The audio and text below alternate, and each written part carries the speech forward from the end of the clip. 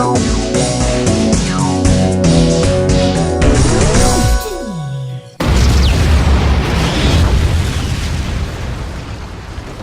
5, Until Dawn, Rush of Blood.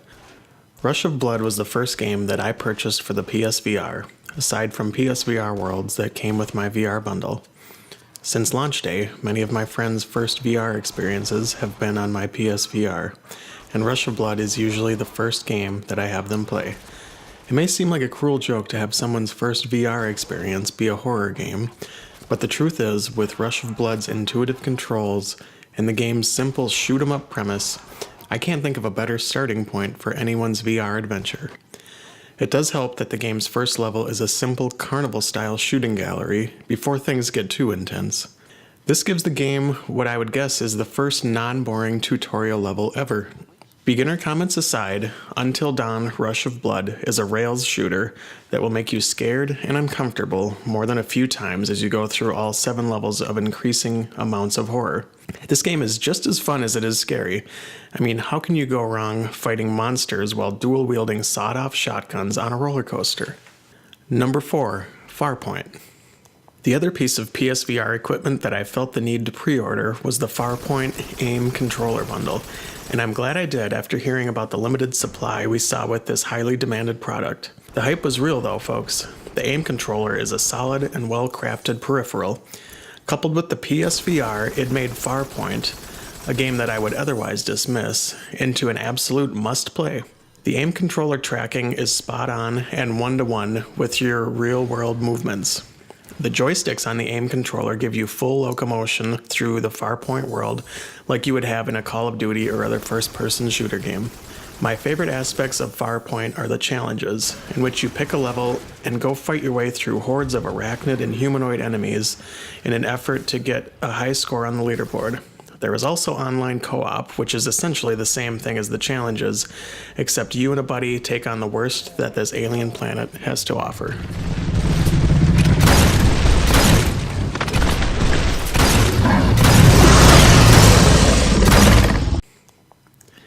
Number 3, Superhot VR. There are a great many games that justify the existence of the PlayStation Move's aging tech. Superhot VR is a game that proves the Move controller was truly ahead of its time when it came out several years ago.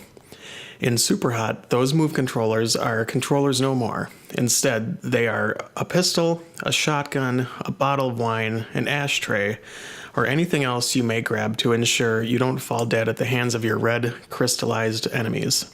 At this point, it is a cliche to say that Superhot VR puts you in the shoes of action movie heroes like Neo from The Matrix or John Wick. But really, that comparison is more dead-on than a slow-motion headshot you connect perfectly in the very game I am talking about right now. The basic concept is that time in the game moves when you do, meaning your headset and Move controllers. You want to take down your enemies by any means necessary, using whatever you can get your hands on, or bare hands if nothing is readily available. The slow motion really does make you feel like a badass and is very satisfying when you can clear room after room of bad guys without taking a hit. And when you do happen to get hit with a bullet traveling at sloth-like speeds, it at least made me jump and jolt. The immersion is just that damn good, despite the simple graphics.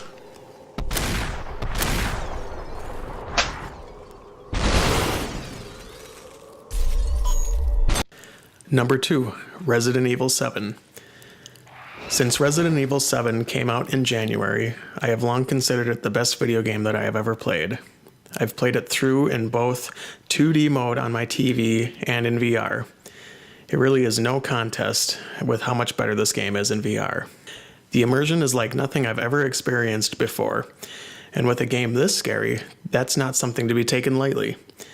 I've been a horror fan all of my life. I've played through the other Resident Evils and more intense survival horror games like the Silent Hill and Dead Space franchises.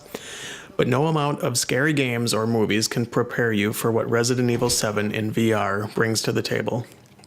This game has you using the DualShock 4 controller, which may make you think it would break the VR immersion, but it doesn't do that whatsoever. In fact, I really liked how you used the headset tracking in combination with the DualShock 4 to aim your weapons. Resident Evil 7 is certainly one of the longer games available on the PSVR, and every passing moment will stick with you for a long time to come. The thrills that this game will introduce you to are well worth the price of admission. And finally, number 1, Spark. Like I previously mentioned, for a long time I considered Resident Evil 7 the best video game that I've ever played. That was until I played Spark for the first time. Spark transcends video games. It is truly an experience all to itself. The developers of Spark call it a V-Sport, and that couldn't be more accurate. Your VR helmet transports you into a narrow corridor. This is the Spark Court. Armed with your trusty Move controllers, you play matches of a game that I can only describe as a perfect mix of dodgeball, racquetball, and baseball. The opponents are real people that are online, and the voice chat quality makes it feel like they are really in the room with you. The tracking in Spark is far superior to any other VR game I've tried yet. Your hands in the game perfectly mirror your hands in real life. Whether you throw the ball straight, bounce it off the wall, add a flick to your wrist to give it a curve, trust me when I say that it is spot on. There are single-player challenges that are actually very addicting to try to get as high as you can on the leaderboard. But the real reason this game shines is for the online play matches. The tight controls, easy to learn yet difficult to master gameplay, and the chat all add up for an unforgettable experience. I've never had more fun playing a video game in my life than I did with Spark.